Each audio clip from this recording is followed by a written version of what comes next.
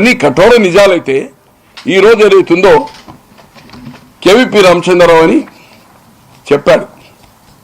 ఏం చెప్పాడో రాజశేఖర రెడ్డి గారు మనందరికి తెలుసు. వాళ్ళిద్దరు ఏదైతుందో ఈ భారతదేశ చరిత్రలో హనుమంతుడు రాముడా లేకపోతే రాముడు లక్ష్మణుడా అంతకంటే ఎక్కువ.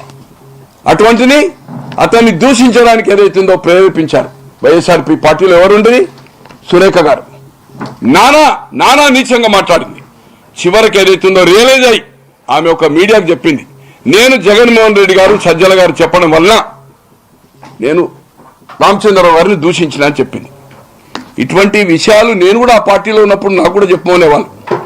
సజ్జల గారు నోటు పంపేవాళ్ళు. నేను ఏ రోజు నోటుని ఇట్లా చింపేసిన, పేర్లు చెప్పదలుచుకోవాలి, చింపేసిన ఆఫీసులో నేను ఎవరో చెప్పమంటే చెప్పేటోని కాదు.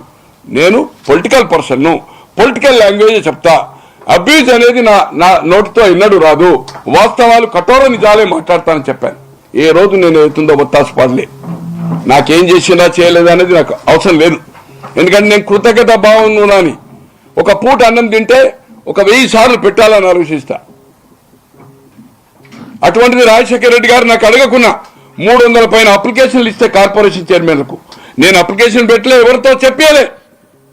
ఒక ఏపీఎస్ఆర్టీసీ చైర్మన్ గా నాకు 2005 నుంచి 7 వరకు ఇచ్చాడనే భగవంతుడు, తల్లిదండ్రులు, తర్వాత రాజశేఖర రెడ్డి గారు, రామచంద్రరావు అన్నాను. అదే కృతజ్ఞత భావంతో ఏ పదవి ఇచ్చినా ఏగున్నా నీతో కలిసి వస్తా అని చెప్పాను జగన్మోహన్ రెడ్డి గారికి. సార్ ఈ రోజు షర్మిల్ గారు నడి రోడ్ల మీద పార్టీ వేసిందని చెప్తున్నారు అందరు.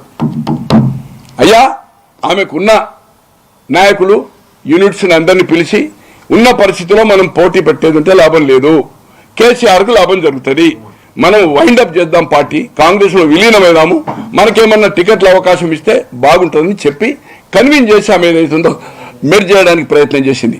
నేను అడుగుతున్నాను మీ హైదరాబాద్ ప్రెస్ ద్వారా, జగన్మోహన్ రెడ్డి గారు 2014లో ఆంధ్రలో పోటీ చేస్తూ విభజన అంశం అయిన తర్వాత ఇక్కడ కూడా 119 అసెంబ్లీ 17 లోకసభ స్థానాల్లో నామినేషన్ ఫైల్ చేశాడు. ఎన్ని జిల్లాలో ఎన్ని నియోజకవర్గాలు తిరిగండి సజ్జల గారు మీరు చెప్పండి. ఓన్లీ ఖమ్మం పొంగులేటి శ్రీనివాసరావు డబ్బుల ప్యాకేజ్ కోసం. అప్పటి వరకు ఆయన సర్పంచ్ కాదు, వార్డు మెంబర్ కాదు, పాలిటిక్స్ లో లేడు. షర్మిలమ్మ పాదయాత్ర జగ్గయ్యపేట నుంచి ఖమ్మంలో ఎంటర్ అయిన తర్వాత నేనున్నా నా పాదయాత్రలో. ఆ రోజు కలిశాను, మొన్న ఢిల్లీలో ఒకసారి కలిశాను, ఆయన 2 సార్లు ఇంతవరకు కలిసింది. కోమటిరెడ్డి వెంకటరెడ్డి గారి ఇంట్లో అపార్ట్మెంట్లో ఏదైతుందో ఎంపీస్ ఉండే అపార్ట్మెంట్లో కలిశాను. అన్నా నిన్ను 2వసారి కలవడం చెప్పాను. ఆ రోజు ఆయన డిక్లేర్ చేశాడు పార్టీలో కలిసి. ఆయన హోదా ఏంటంటే కాంట్రాక్టర్, డబ్బులు ఉన్నవాడు. 3.5 రోజులు టోటల్ 1 డే జగన్మోహన్ రెడ్డి గారు తిరిగాడు ఖమ్మంలో. 2.5 days తల్లిని చెల్లిని ఎక్కడికి పోవడానికి వీల్లేదు. ఖమ్మంలో మనం తిరగాలి శ్రీనివాస రెడ్డి గారి కోసం, పొంగులేటి గారి కోసం 3.5 days. దినేష్ రెడ్డి గారు అని డీజీపీ యునైటెడ్ స్టేట్ కు మల్కాజిగిరి చేసి దండం పెట్టి హెలికాప్టర్ అరేంజ్ చేస్తా అంటే కూడా లేదు, రాలే.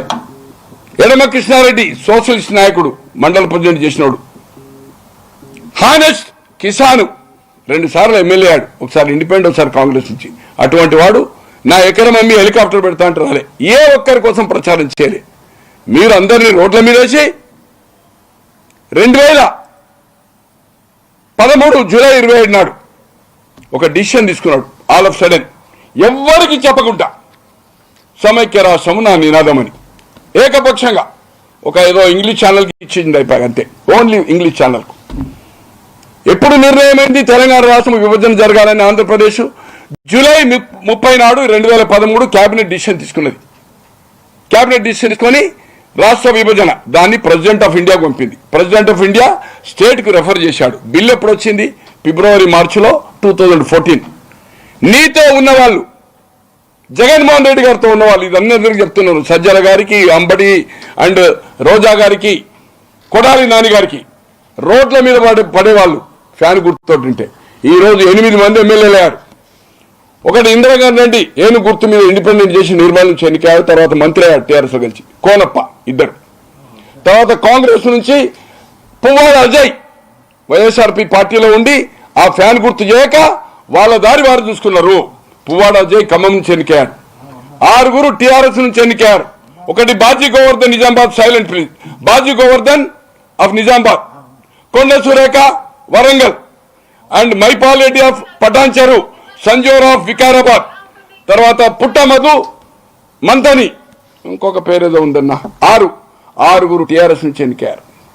ఆరుగురు కాదు, ఐదుగురు టీఆర్ఎస్, 2 బీఎస్పీ అంటే ఇండిపెండెంట్, 1 కాంగ్రెస్, 8 మంది అయి దాంట్లో ఇంద్రకరణ్ రెడ్డి కలిసి మంత్రి అయ్యాడు. 8 మంది ఎమ్మెల్యేలు నీతో ఉన్నవాళ్ళు, నిజంగానే నీతో ఉండి ఆ రోజు తెలంగాణ నినాదం లేక సమైక్యవాదంతో మేము గెలవలేము, మమ్మల్ని అడిగి నిర్ణయం తీసుకోలేము ఎవ్వరు కూడా కోట్లాది రూపాయలు ఖర్చు పెట్టి నేను పెట్టాను 70 లక్షల నుంచి ₹1,00,00,000 వరకు. రాజకీయాల నుంచి మానుకున్నాను. 2013 జూలై 27 TV5 ఒక ఇంటర్వ్యూలో సాంబశివరావు గారు ఒక సబ్జెక్ట్ ఉండే అనుకోకుండా 3 గంటలు తీసుకుని అన్నా ఈ డిసిషన్ తీసుకున్నాడు, దాని గురించి ఏ సబ్జెక్ట్ అయినా మాట్లాడతానని చెప్పాను. దాంట్లో నేను ఇది అన్యాయము, అరాచకము, ఇది దౌర్జన్యము, ఇంతమందిని రోడ్ల మీద వేసి ఏకపక్షంగా నిర్ణయం తీసుకున్నాడు జగన్మోహన్ రెడ్డి గారు. నేనేం ఆశించి పార్టీలో చేరలే, కానీ చాలా మంది కోట్ల రూపాయలు ఖర్చు పెట్టుకున్నారు. వాళ్ళందరినీ రోడ్ల మీద వేసినావు. కనీసం టెలికాన్ఫరెన్స్ అని కూడా పెట్టలే. టెలికాన్ఫరెన్స్ ఒక మీటింగ్, ఎమర్జెన్సీ మీటింగ్ అంటే కూడా మేము అందరం కడపకు వచ్చేవాళ్ళము, అందరు రోడ్ల మీద వేసినావు. అటువంటి చరిత్ర నేను చెప్తున్న సజ్జల గారికి, కొడాలి నాని గారికి, అంబటి రాంబాబు గారికి, రోజా గారికి, అయ్యా ఇది మీ జగన్మోహన్ రెడ్డి గారి ముఖ్యమంత్రి మడమ తిప్పను, మాట తప్పను. ఇటువంటి చర్చలు చేసి ఈరోజు షర్మిలమ్మ అందరినీ రోడ్ల మీద వేసిందంటుండు సజ్జల. సకల ఏమంటారు కదా, అన్ని శాఖలు, political matter, ministry matter, departments అన్ని ఆయనే చెప్తాడు. ప్రెస్ ఏందో అనేది నీకేం చరిత్ర? నేను ఒక దరిద్రుని అక్కడ చేరి ఏదైతుందో ఈరోజు ఏదైతుందో సలహాలు నీలాంటి వాళ్ళు ఇచ్చి పార్టీని ఏదైతుందో మటాజ్ చేసి రాబోయే రోజుల్లో 151 క్రాస్ అయితే కూడా తెలుగుదేశం, పవన్ కళ్యాణ్, బీజేపీ కూడా 99.99 అలయన్స్ అవుతుంది. గతంలో తెలుగుదేశం తోటి 84లో కానీ 85లో కానీ 89లో కానీ టీడీపీతో అలయన్స్ అయింది. కమ్యూనిస్టులు, జనతాదళ్ అండ్ బీజేపీ కూడా కలిసి కొట్లాడి ఎన్టీ రామారావు హయాంలో. తెలుగుదేశం చంద్రబాబు గారు 99లో, 2004లో, 2014లో బీజేపీతో కలిసి పోరాటం చేసి జరిగింది. మళ్ళీ ఇప్పుడు కూడా నేను అనుకుంటున్న ఒక 3 వీక్స్ బ్యాక్ ఒక లీడింగ్ యూట్యూబ్ ఛానల్కి ఇచ్చాను, మీకు కావాలంటే దీని తర్వాత పంపిస్తాను. ఖచ్చితంగా 90% అబౌవ్, ఇప్పుడు 99 చెప్తున్నా, బీజేపీతో ఎలయన్స్ అవుతుంది. 99లో కూడా వాజ్పేయి హయాంలో చివరి నిమిషంలో ఎలయన్స్ చేసుకోవడం జరిగింది చంద్రబాబు గారు. తర్వాత స్పీకర్ తీసుకున్నారు, మంత్రివర్గం లేదు. 96 నుంచి 98 దేవగౌడ గారి గుజరాత్ వర్గంలో మంత్రివర్గంలో ఉన్నారు 6 మంత్రులు. ఈ రోజు కూడా రాబోయే రోజుల్లో ఖచ్చితంగా 151 పైన వచ్చి 21 ప్రతిపక్ష హోదా కూడా రాకపోతే ఆశ్చర్యపడద్దు. రాజకీయంగా హత్యలు కాదు, రాజకీయాలు కహావట్ ఉంది, ఆత్మహత్యలని. ఇది ఆత్మహత్య.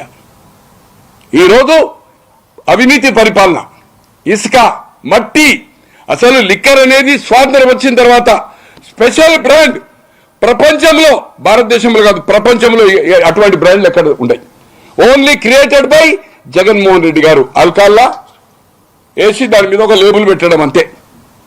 దాదాపు అన్అఫిషియల్ గా 2000 కుటుంబాలు చనిపోయాయి. ఈరోజు కోట్లాది దోచుకోవడం జరుగుతుంది.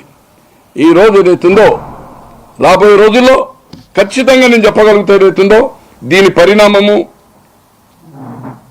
చాలా తీవ్రంగా ఉంటుంది.